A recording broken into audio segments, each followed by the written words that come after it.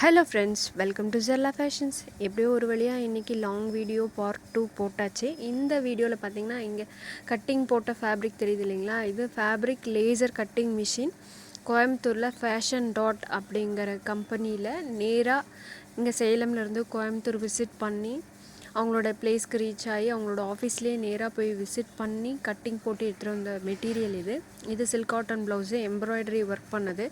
சம்கியெல்லாம் எதுவும் கட் ஆகலை, எதுவும் த்ரெட்டு கட்டிங் ஆகும்போது தீ பிடிக்கலை.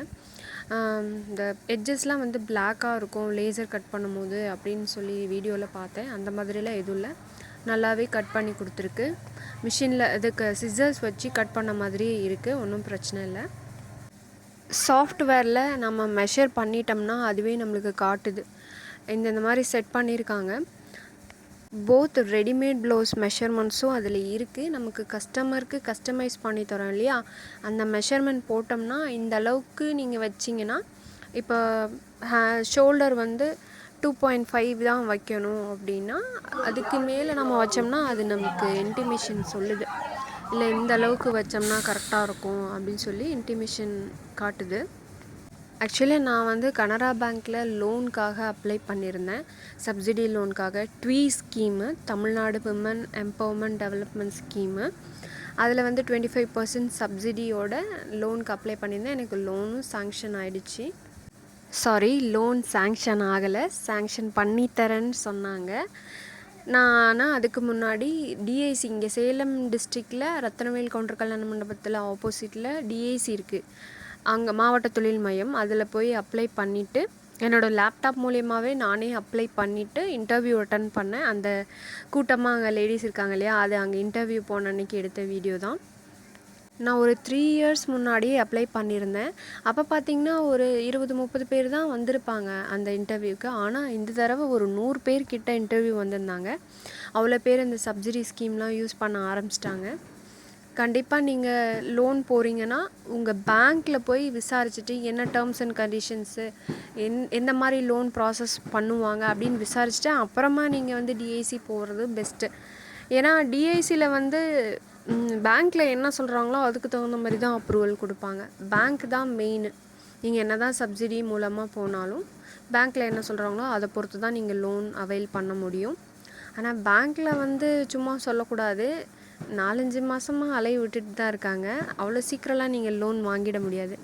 இதை வந்து ட்ராபேக் மாதிரி நினச்சிக்காதீங்க, நெகட்டிவாக மோட்டிவேட் பண்ணுற மாதிரி நினச்சிக்காதீங்க.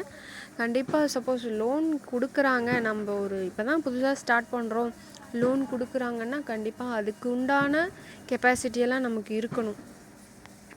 நம்ம எந்த அளவுக்கு நம்ம பிஸ்னஸை சஸ்டெயினாக பண்ணிகிட்ருக்கோம்.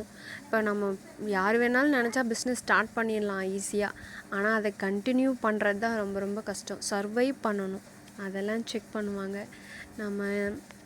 நானும் அந்த மாதிரி தான் ஆர்டிக்கல் முடித்த உடனே என்னோடய செயின், தோடு இதெல்லாம் அடகு வச்சு ஸ்டார்ட் பண்ணிட்டேன். அதெல்லாம் பெரிய விஷயமே இல்லை. ஆனால் இப்போ கண்டினியூஸாக வந்து பிஸ்னஸை கொண்டு போகணுன்னா நம்மளுக்கு கண்டிப்பாக பொறுமை ரொம்ப அவசியம். அது டெய்லியெல்லாம் சேல்ஸ்லாம் நடந்துகிட்ருக்காது. நம்ம ஒரு நாளைக்கு சேல் பண்ணுவோம், ஒரு 10 நாளைக்கு சேல்ஸ்னதும் உடனே வந்து ட்ராப் பண்ணிடக்கூடாது. கண்டினியூஸாக பண்ணிகிட்ருக்கணும். மார்க்கெட்டிங் தாங்க ரொம்ப முக்கியம். மார்க்கெட்டிங் முடிஞ்ச அளவுக்கு நம்ம யாரை பார்த்தாலும் பேசவே மாட்டேன். ஆனால் இப்போது கடன் வச்சதுக்கப்புறம் என்னோடய தேவைக்காகன்ட்டு இல்லை, கண்டிப்பாக பேசணும். அப்போ தான் பேசி தான் நம்ம மார்க்கெட்டை ரீச் பண்ண முடியும். அமைதியாக இருந்தோம்னா கண்டிப்பாக பிஸ்னஸ் நடக்காது. பேசிகிட்டே இருக்கும்போது டாபிக் வேறு எங்கேயோ போகுது. நான் போன வீடியோவில் பார்த்திங்கன்னா பார்ட் 1ல் நிறையா லாஸ்ன்னு சொல்லியிருப்பேன் ஒரு 2-3 டைமு.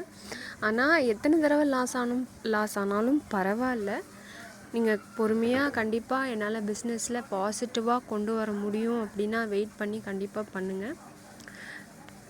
நான் லோன் போட்டு ஆக்சுவலி ஒரு 10 lakhs லோனில் வந்து 2 lakhs சப்சிடி போயிடுச்சுன்னா ஒரு 8 lakh லோன் வாங்குறேன்னு வச்சுக்கோங்க. அதில் ஒரு 50,000 வந்து என்னோடய இன்வெஸ்ட்மெண்ட்டு, 7.5 lakhs லோன் வாங்குறேன்னு வச்சுக்கோங்க. எனக்கு கனரா பேங்க்கில் வந்து மிஷினரிக்கு மட்டும்தான் லோன் அப்ரூவல் அப்படின்னு சொன்னதுனால நான் இந்த machinery fabric cutting laser machine போகலாம் அப்படின்னு சொல்லிட்டு ட்ரை பண்ணேன். எனக்கு ஆனால் அந்த மிஷினில் அவ்வளோ காசு போட்டு வாங்கிட்டு அதை கரெக்டாக நம்ம யூஸ் பண்ணலைன்னா அவ்வளோ காசும் வேஸ்ட்டு. நம்ம இன்ட்ரெஸ்ட்டு கட்டுறது வேஸ்ட்டு, லோன் கட்ட முடியாமல் மாட்டிப்போம். அதனால் எனக்கு என்ன ஒரே டவுட்டுன்னா, மிஷின் இப்போதைக்கு வாங்கலாமா வேண்டாமா? எடுத்ததுமே பிஸ்னஸில் வந்து நம்ம பெரிய லெவலில் தான் பண்ணணும் அப்படின்னு இல்லை. நீங்கள் யாரை வேணாலும் கேட்டு பாருங்கள், பிஸ்னஸில் வந்து சக்ஸஸாக இப்போதைக்கு இருக்கிறவங்க நிறைய கடன் வாங்காமல் பெரிய லெவலில் ஆனதுக்கப்புறம் வேணால் எவ்வளோ வேணாலும் அவங்க கெப்பாசிட்டிக்கு தகுந்த மாதிரி கடன் வாங்குவாங்க. கண்டிப்பாக பிஸ்னஸ்னால் கடன் வாங்கி தான் பண்ணணும். ஆனால் ஸ்டார்டிங்கில் வந்து என்னோடய அட்வைஸ், கண்டிப்பாக கடன் வாங்காதீங்க. அப்புறம் நீங்கள் மட்டும் ஏன் லோனுக்கு அப்ளை பண்ணிங்கன்னா, நான் தெரியாமல் முயற்சி பண்ணிட்டேன் ஸ்டார்டிங்கில். இப்போ எனக்கு அதே தான் குழப்பமாக இருந்துச்சு. லோன் வாங்கலாமா வேண்டாமான்னு டெய்லியும் ஒரே யோசனையாக இருக்கும். எனக்கு என்ன தோணுச்சுன்னா, ஃபஸ்ட்டு நம்ம இப்போது கடையை ஸ்டார்ட் பண்ணிட்டோம். சின்னதாக தான் ஸ்டார்ட் பண்ணியிருக்கோம். கஸ்டமர் ஒன்றும் அவ்வளோவா வாக்கின்ஸ் இல்லை. இப்போ என்ன பண்ணணும் நெக்ஸ்ட்டு ஸ்டெப்பு? அது ரிலேட்டடாக வந்து ஸ்டிச்சிங் யூனிட். எனக்கு வந்து ஸ்டார்டிங்லேருந்தே நைட்டி மேனுஃபேக்சரிங் பண்ணணுன்னு தான் ஆசை. ஆனால் திடீர்னு ஏன் நான் வந்து சாரீஸு, நைட்டிஸு இதெல்லாம் வாங்கி போட்டேன்னு, அந்த தீபாவளி டைமில் கடை ஓப்பன் பண்ணதுனால சரி கொஞ்சம் ஸ்டாக் இருக்கட்டும், கடை ஓப்பனிங்னால வந்து கேட்பாங்க அப்படின்னு நினச்சி சாரீஸு, நைட்டிஸு, சுடிதார் மெட்டீரியல்ஸ் இதெல்லாம் வாங்கி போட்டுட்டேன். ஆனால் இப்போ வந்து நைட்டி மேனுஃபேக்சரிங் பண்ணலாம், ஃப்ரீ ஆகிட்டோம், எல்லா ஃபெஸ்டிவலும் முடிஞ்சிருச்சு அப்படின்னு நினைக்கும்போது கையில் காசு இல்லை. அதனால சரி லோன் போகலாம் அப்படின்னு ரெடி பண்ணி பண்ணது தான். லோன் வாங்குறது ஒன்றும் பெரிய விஷயம் இல்லை, லோன் கிடச்சிருதுன்னு கூட வச்சுக்கலாம். ஆனால் லோன் வாங்கிட்டு அதுக்கப்புறம் கட்டணும் இல்லைங்களா? அது வந்து எவ்வளோ தான் பிளான் பண்ணாலும் நம்ம பிளானிங் நோட்லேயோ இல்லை மனசுலேயோ தான் இருக்குமே தவிர, ஆனால் ஒர்க் அவுட் ஆகுமான்னு தெரியல. அதுதான் இப்போ பிரச்சனை. லோனை வாங்கிட்டு கட்ட முடியலைன்னா சிக்கலில் மாட்டிப்போம். டென்ஷன், ப்ரெஷரு தேவையில்லாமல் எதுக்கு? அதனால் முடிஞ்ச அளவுக்கு நம்ம இந்த ஸ்டிச்சிங்கில் இன்னும் என்ன டெவலப் பண்ண முடியுமோ அதை ஒரு 2 இயர்ஸ் பிளான் பண்ணி கஸ்டமர்ஸ் வந்து மார்க்கெட் ரீச் பண்ணிவிட்டு கஸ்டமர்ஸ் நிறையா வந்து பிடிச்சி வச்சுக்கிட்டு அப்புறமா லோன் வாங்கினோம்னா பெட்டராக இருக்கும்னு எனக்கு இப்போது கன்ஃபியூஷன் ஓரளவுக்கு கிளியர் ஆகிடுச்சு. முடிஞ்ச அளவுக்கு டெய்லியும் என்ன பண்ணணும்னு ஒரு பிளானிங் போட்டு வைங்க.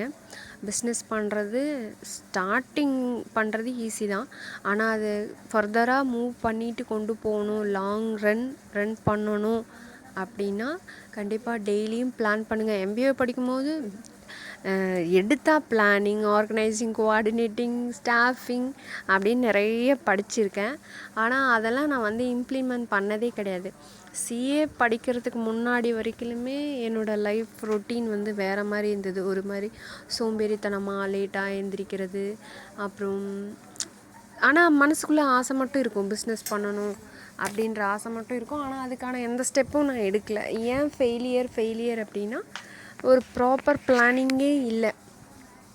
டெய்லி எழுந்திரிக்கிறோமா, இருக்கிற வேலையை செய்கிறோமா, பசங்களை ஸ்கூலுக்கு அனுப்புகிறோமா, அந்த மாதிரி பிளானிங்கே இல்லாமல் போய்ட்டு இருந்துச்சு. ஆனால் ஆஃப்டர் CA படித்ததுக்கப்புறம், CA ட்ரைனிங் முடித்ததுக்கப்புறம் அது படிப்போம் இல்லையா, எக்ஸாமுக்கு படிக்கும்போது என்ன பண்ணுவோன்னா, ஸ்கெட்யூல் போடுவோம். ஆஃபீஸ்க்கும் போகணும், பசங்களையும் பார்க்கணும், எக்ஸாமுக்கும் படிக்கணும் அப்படின்னு சொல்லிவிட்டு எக்ஸாமுக்கு அப்பப்போ ஒரு 2-3 மாதம் லீவ் தருவாங்க.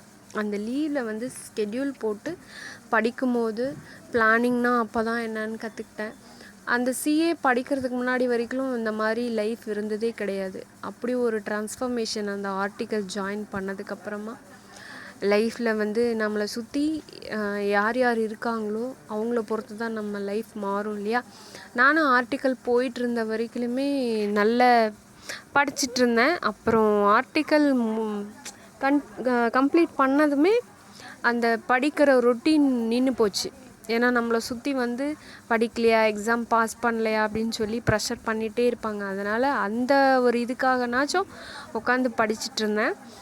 அது ஆஃபீஸ் நின்னதுமே அந்த சுத்தமாக விட்டு போச்சு.